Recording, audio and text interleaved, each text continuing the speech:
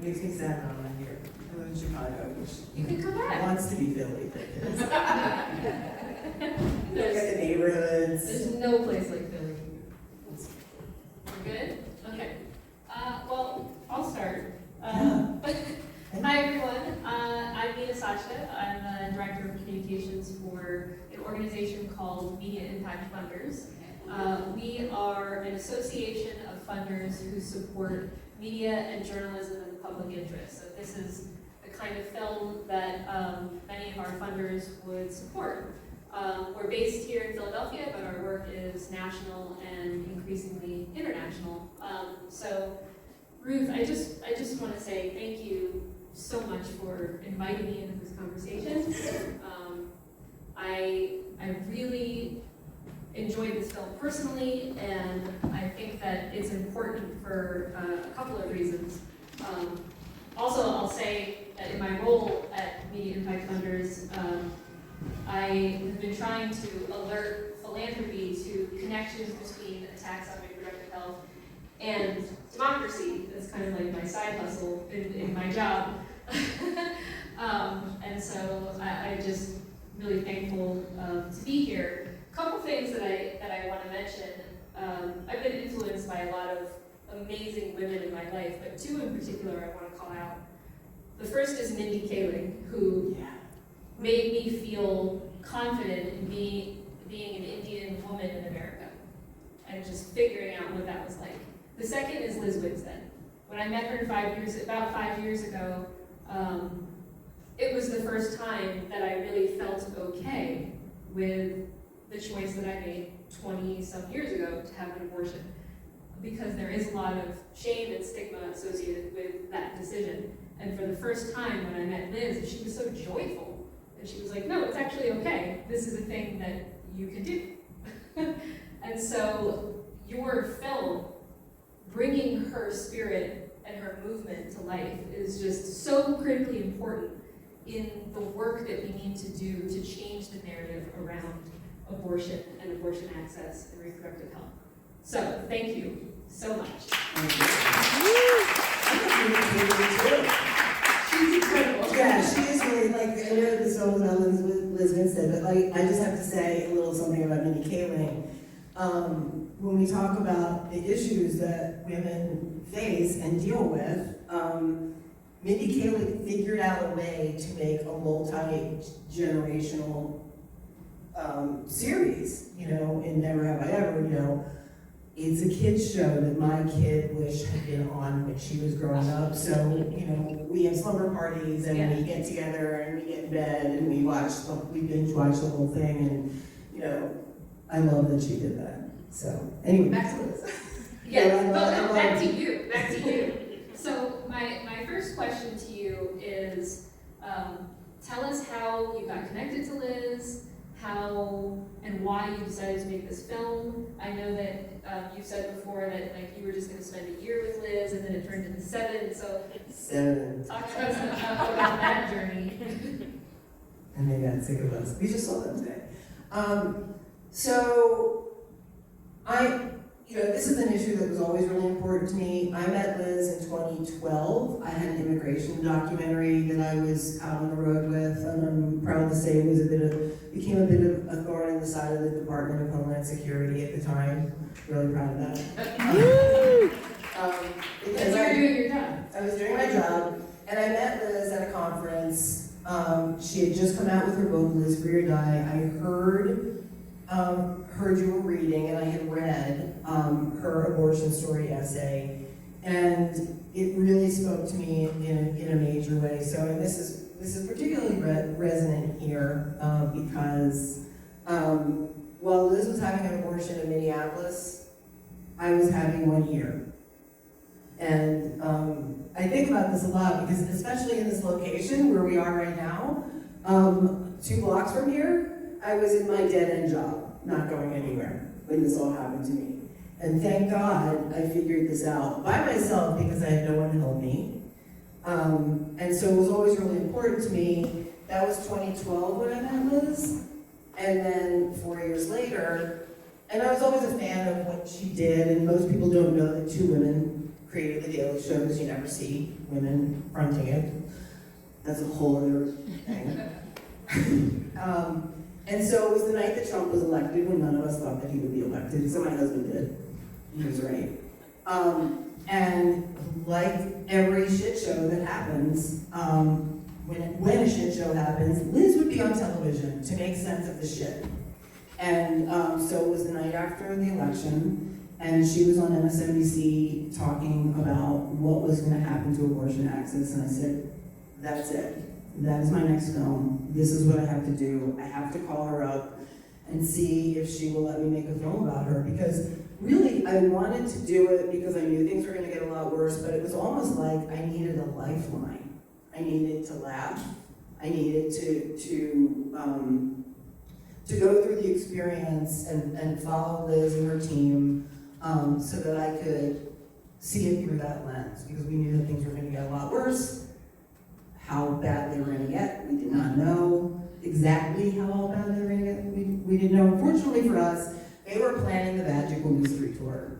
So that was perfect, and this became a road movie that obviously that you just saw. And so, yes, we planned a film for a year, and we thought that it would be over. And then originally we were planning to make this as a series. We thought a broadcaster might want a series on abortion. Yeah, our viewers. And it's so crazy because there's such a crazy disconnect between what audiences love and what broadcasters want. And it's funny too because we have, a couple of male producers that are involved in this. And one of them said, I can't imagine you going out and pitching this. This is terrible. I have to help you. And so, thank you. Oh, thank you. And so, it was just sort of one of those things where it was clear that we weren't going to be able to make this into a series. But we showed 2 episodes of this in 2018, when it was episodic, at Barnard. And Liz and I were asking people questions in the audience, like, how many of you know that what's happening in your state? How many of you know about all of these, copycat laws that are coming down the pipe? That's a really smart audience, right? None of them knew it. They didn't know about CPCs. They didn't know what was happening. And so then it became clear that we needed to make this film into a feature, continue to follow the people that we met along the way, and to use it as a call to action, which is what it is now. So let's talk about the fact that people don't know what's going on. One of the through lines in this film is the media's woefully inadequate coverage of the abortion story. And it doesn't help things that the business model for journalism in this country has collapsed. And so when Liz, in the film, Liz says abortion laws are being made on the state and local levels, well, there's been a sharp decline in the number of reporters who are covering state houses. And so that's just a little bit of context for people who don't know. Maybe there are a lot of news avoiders in this crowd, I don't know. But the collapse of journalism is a clear and present threat to democracy, just so everybody knows. We need to be on the same page about that, at least.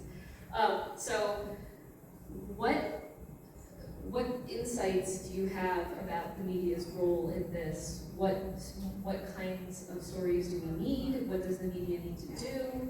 I know that's a big question, but I know you have a lot to say about it. Well, first I'd love to say something about what the media has already done or not done. Please do. So Liz talks about this definitely in the film. She's a media person. She's a critic of media. And she's very honest and critical, and will call anybody out, which is what we love about her. But it was also sort of like we had a country full of surprised people when that leak happened. How could that be? It's because the media didn't report over and over and over again for decades. And so whether it's this issue or some other issue that you really care about, that's a miscarriage of justice in terms of the media. The media not reporting it because, and it's not in the film, but Liz talks about this, because for a certain amount of time, it didn't poll well. didn't poll well to talk about abortion, didn't poll well to talk about immigration, didn't poll well to talk about a lot of different things. And then that means that, you know, your news coverage is being bought, basically. And so we've had to really turn to alternative forms of media like the 19th and Rewire and, you know, Liz doing a podcast on her phone, you know, and, you know, Liz and the team doing a podcast on their phone. And that's really, that's not what we deserve in a democracy, but that's where we really are. And so I think that by the time the media woke up and realized what was happening, it was already too late in a certain way. And there was ambulance chasing and there was all sorts of things. It became a media frenzy around abortion access. What needs to happen is responsible reporting and investment in media and journalism as an important point in restoring our democracy. And we're really far away from that at the moment. So you probably know more about how to fix that than I do. We're working on it. No pressure. Yeah, no pressure. So you were on the road with, and yes, I agree, we need to work on that urgently. You were on the road with Liz for 7 years. At any point, you know, 5 years in, you're like, all right, this film is done. But you kept going. What were the joyful moments? What were the parts of the work that they were doing that surprised you? Because in the film, you can see kind of Liz's increasing frustration as the film goes on. What did you learn?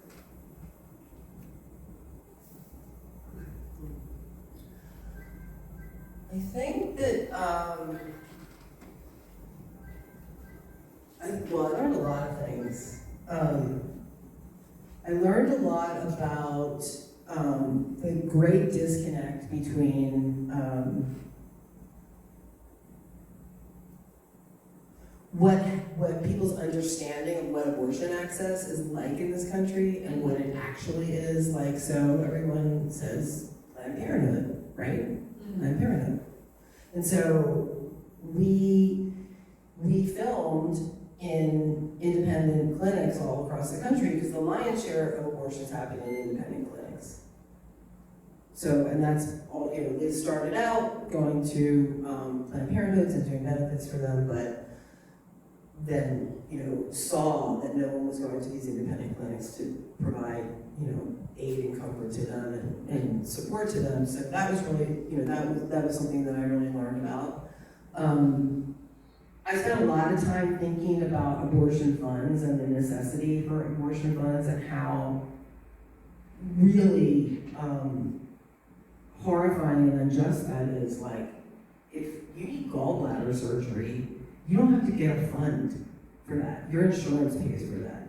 And the fact that that has been, you know, not even close to being a reality is just, that's really hard. And this isn't in the film, but it's something that I think about a lot. I think a lot about these doctors that have to travel, that, you know, I think there's just a lot of misunderstanding about things like that where, you know, here's an abortion clinic down the street. Do you know that the doctor that works in that clinic probably lives across the country and he travels twice a week?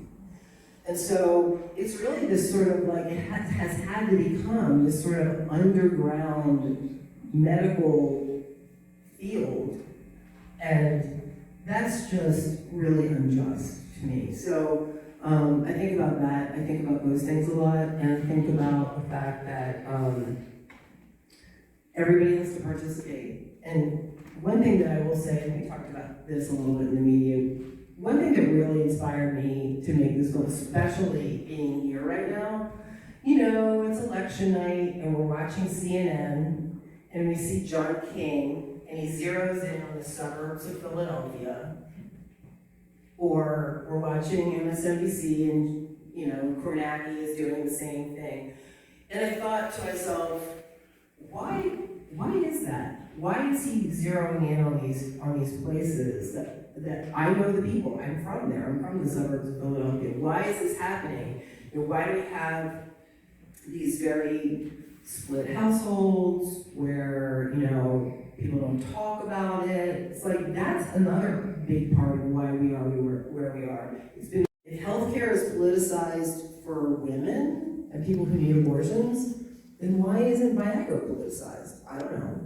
It boggles my mind, and so that's some of the stuff that I think about a lot. And I think the greatest thing that surprises me is how Liz and the team has really been able to continue to do this, because it's really been a struggle, and they really do something that no one else does. And I think we have an AAF member in the audience. We do. And copywriter, thank you. And I also want to give a shout out to producer Rachel Rozicki, who's been on this journey. She was like, I think I said, we're going to just work on this for a minute. And it turned out to be a long time. Well, let's bring it back to Philly for a minute, because the reality is we do have protections here. We have protections in Pennsylvania, so we really don't fully grasp what it is like in the rest of the country, or in certain parts of the country. We're like a little bit more comfortable here, right? Because we can make that choice here in Pennsylvania.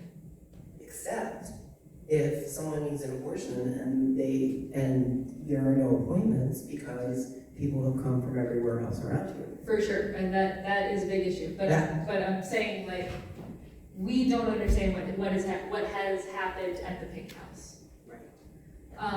So what do you, and also I just want to say, the title of the film, No One Asked You, is perfect for Philly, because our motto is, no one likes us, we don't care. I see a lot of synergy there. It's just like, the film is just perfectly made for Philly's attitude. I do find it heartwarming that every time I cross the bridge, someone gives me the finger. So, knowing that, what do you want to tell? What's our call to action? What's the call to action for the people in Pennsylvania who have like just a little bit more protections? Yeah, the call to action is to, it's about talking about it. It's about talking to the people in your life about it, and to destigmatize it, and to talk to your friends. And I'm thankful that there are men in the room. Men need to talk to men about it. Actually, I think that is so key. It's not a women's issue. It's a global issue, really. There are ways to get involved with AAF. You can volunteer. There's actually a volunteer QR code over there, and we have QR codes. You can join our impact campaign and follow us, because we're going to be all over the place. Tell us about the impact campaign. So we're working on an impact campaign that takes us through the election. We're following AAF on the road again. We're obviously taking this film out to a lot of festivals. We're working on distribution. We're trying to talk to distributors about how, when they say we're not doing anything politically this year, we say, oh, well, is the healthcare of half of America political? We're really challenging broadcasters on that. And so the Democratic National Convention is in Chicago this year, which is where we live, and we're gonna make some good trouble there. And we want to be in the fall. We want to be on every college campus and every 55+ place too, because we really feel like this is a multi-generational issue. This is the issue on the ballot, and so we are trying to make this film be the rock the vote film. So we want to really get people out around this issue, to understand it, to destigmatize it, to have conversations, to really be, to not accept where we are. It's going to be a long haul. Yeah, and everybody can do something, a little something. The this is too political argument is confusing also because most of America approves of abortion access. Yeah. So that's a ridiculous Are there any questions? I would love to take a question.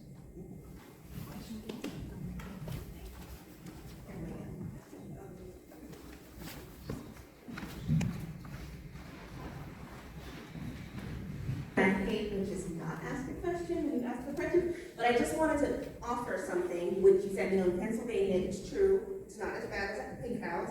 People do have to wait 24 hours, and if you're under 18, you need judicial bypass. There is an abortion fund here that you can donate to. It's called Abortion Liberation Fund. Pennsylvania is the New York City, all of that. Abortions are cheap, but they're not free.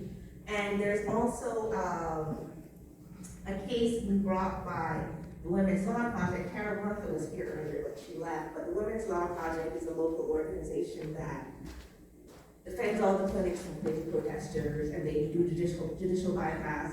But they're also suing the state to force them to use state Medicaid dollars to pay for abortion. And they had a big victory in March, maybe, I don't know. It's, the legalese is still being worked out, but hopefully Medicaid dollars will pay for abortion here at some point. But there's still people fighting for, there's still things to fight for. I just wanted to let people know that. So places to follow, like the Women's Law Project, Planned Parenthood Advocates, and the Abortion Liberation Fund. Thank you. Anyone else? Oh, Robin. Yes, we spoke earlier, and I think I made it plain that we're going to have democracy. I myself will never stop being disturbed at the idea of abortion, and I will never stop defending a woman's right to choose it, because that's democracy. You know what something nobody's going to force you to do it.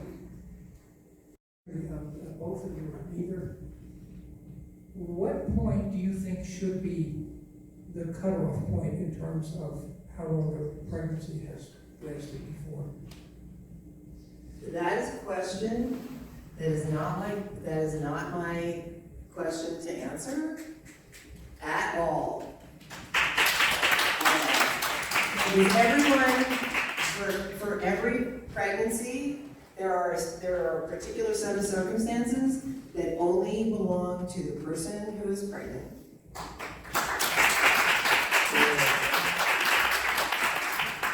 We're not medical professionals, we're a journalist and a documentary filmmaker. We can only give you advice on storytelling. And sometimes comedy, although not funny. I just wanted to make a comment, and I've had the honor of knowing Ruth since we were 14 years old.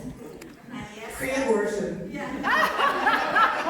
It's almost 50 years, okay? And Ruth, I just wanted to say, I've always been in awe of you. Since you were a kid, you always spoke the truth. You always spoke your mind. You were always smart, but in such a cool way. And Philly is really proud of you, and you may have been in Chicago now for more years than you were in Philly, but we still call you a hometown girl. So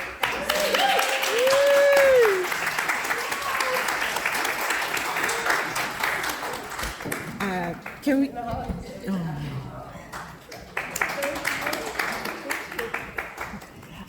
I did not pay her to do that. Bye, Rob, I love you. Ruth, can you talk about editing this film? There had to have been so much footage. I mean, so much footage. Too much. And how did you go about it? I mean, I'm sure we saw the credits, but just to get it on tape, who was the editor who worked with you? Just talk about that process. Thank you for asking that. That's really, I appreciate that. We went through a lot of editors on this film. The last two editors standing, I'm really proud to say, were, so one of them was Alana Myers, who was with us very early on in the process and shot for us in New York and Chicago and Milwaukee and other places, and then went into editing and was editing. And then our final editor on the project was Georgia Harvey, who was actually a former student of mine.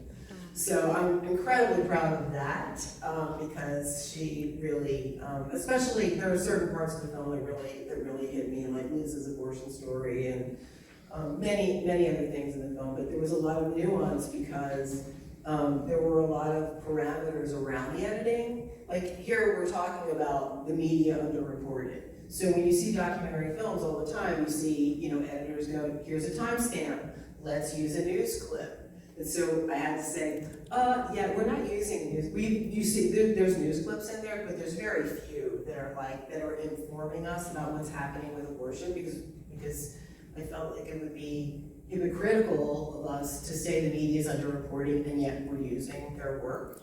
So that made it a little harder, but in a way it was great because AAF had all of this content. So instead of having, you know, the local news or the national news report on some milestone of what was happening with trap laws, let's say we would use abortion access fronts clips to inform while bringing humor to it. So we had too much material, we had so much material. I've never had this much material in any film that I've ever made, so that did make it difficult. So we had to just, you know, and the fact that Lizz is in the media and we have so much of her, you know, of her on television, it was really a challenge. So, you know, I would say the tenets of editing this film were this: not using a bunch of news clips to tell the story. We had to make this film for people who knew everything and for people who knew nothing. And that's always hard, you know, because it's sort of like, you know, people think they knew everything. And we all do. I mean, you know, Nina asked, you know, what did I learn? Or what did we learn? We learned, you know, along the way. And I think that, you know, whether it's the Crisis Pregnancy Center that are standing in plain view, you know, both of my brothers are doctors, and so I've talked to them about that very thing. Wow, and this is a campaign that I would actually like to start around this film. Do you know that there are crisis pregnancy centers that are impersonating you? They're impersonating doctors, right? We know this now, and we're a little bit more aware of that. Like, that's really important, and they outnumber clinics, and they're funded by states, and by religious organizations, and so I think,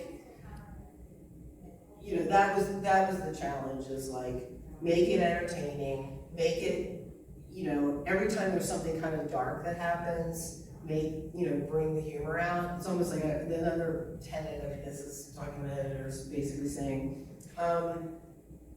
if they do something that's really funny, like really sort of work it to a point where it also becomes kind of sad. Like when they laugh about something, it's also really sad, and when something's really sad, it's so ridiculous. Like what has happened to us in this country is so sad that it's ridiculous, and we have to laugh about it. Like, you know, the fact that our rights have been taken away and we're just going about our business as if like we can just like watch, you know, bad television and like forget about it and everything will be fine. Like that's, I don't know, it's a travesty, I think. So I know I kind of went off on a tangent there, but That's good. something about editing, something about how horrible it is. I don't know.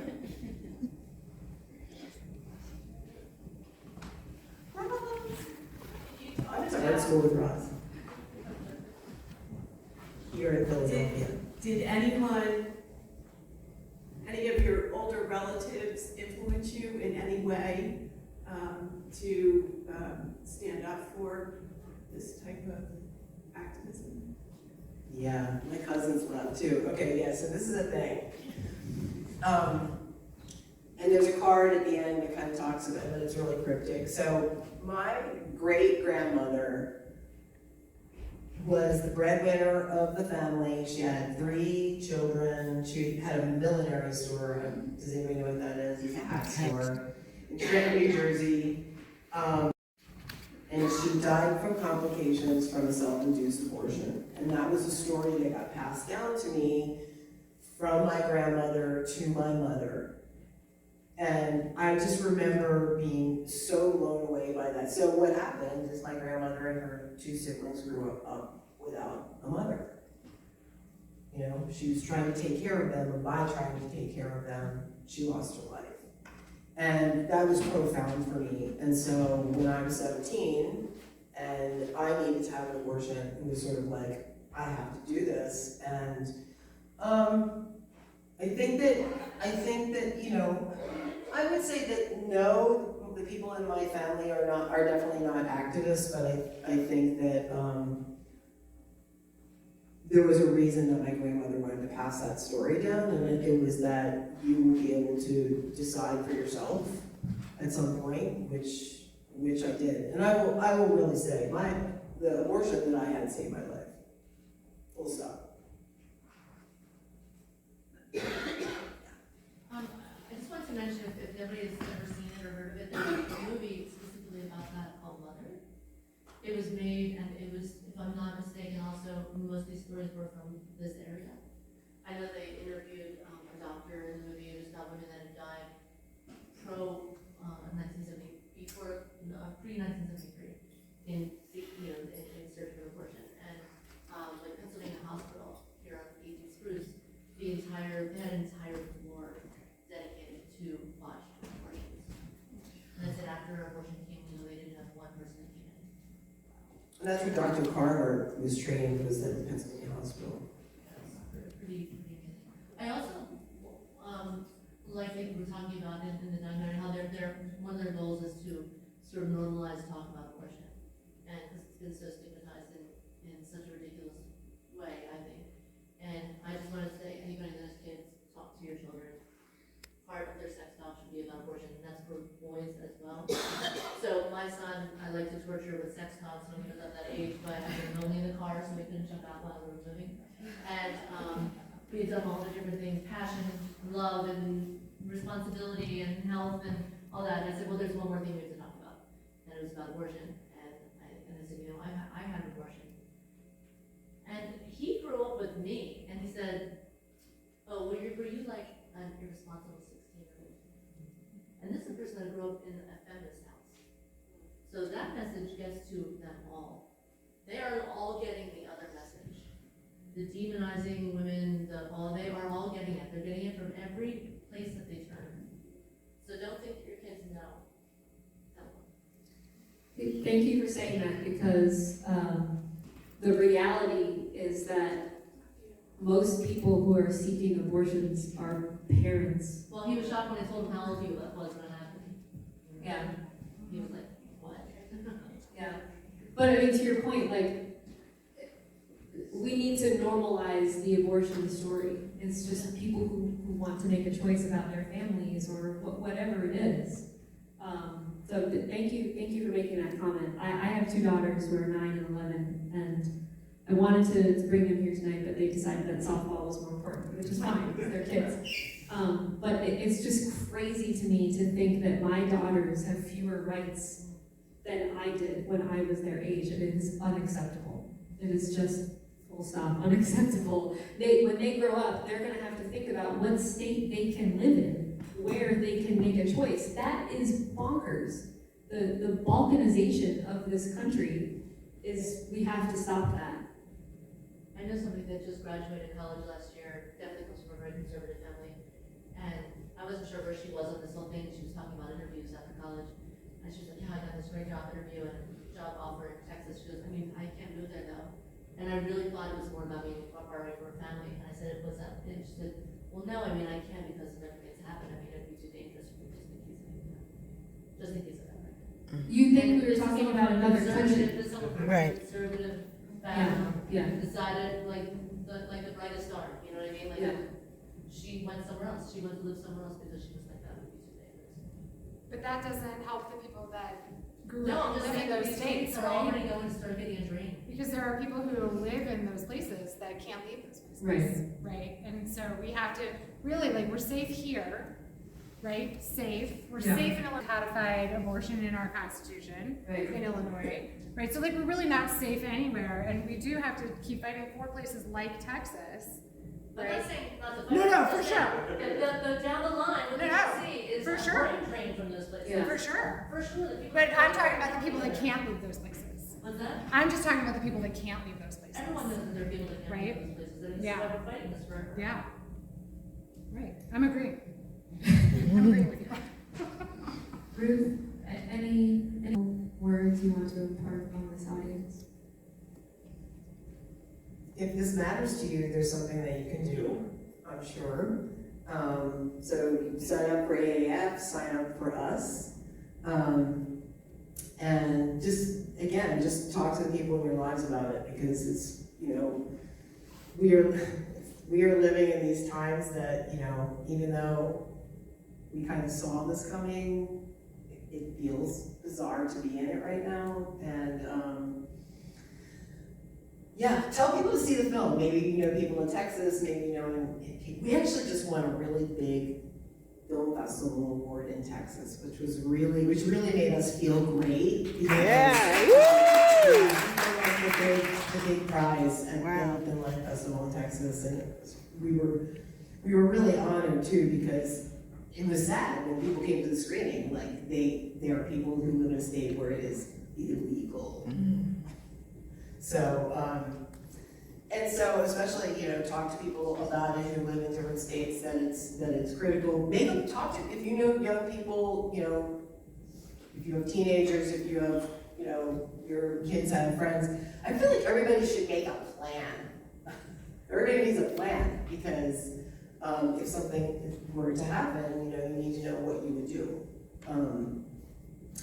You have a question? Yes, Or comment? yes. Hi, Ruth. Welcome to Philly. It's so good to see you and to see your You're in there for a second. So a second.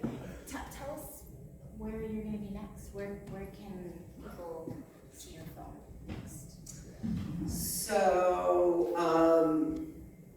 we are on the festival circuit right now. Next week we're doing like a little private screening in LA for influencers. If you guys know any like really famous people, tell us. Liz is the most famous person I know. Liz will be there. We're asking, you know, because we're looking for a celebrity executive producer to attach themselves to the film. We're showing it to people right now. So we're doing that. We're going to Provincetown. We're going to Alabama. Yeah. The DMC. In vitro. We're going to be doing a really cool outdoor screening during the Democratic National Convention. And I'm trying to think where else we find out about these things, a lot of the festivals that we're going to be in, literally like 5 weeks before we're going to be there, and sometimes less. There's a few other festivals coming up, but I'm drawing a blank. But all of that is on our website. All of our screenings are on our website. We update them all the time, so we find out about things all the time. We're trying to figure out, we live in Chicago, we're trying to figure out where Chicago premiere is going to be.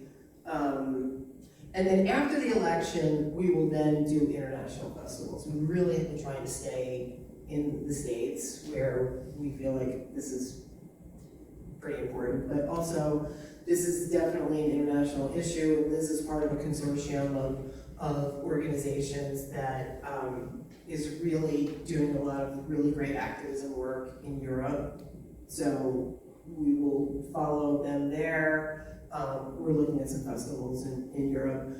We're also obviously talking to distributors and streamers and hoping that this is on some major platform in the late fall. Definitely, yeah, follow the website, because come September, October, we're really we're making a push to be out streaming and also a theatrical push. So follow the website so that you can tell your friends, and hopefully we'll be back in Philly for a screening, back in the Northeast for sure, and across the country, especially in battleground states. We're gonna do like a one night thing where we're like in all 50 states.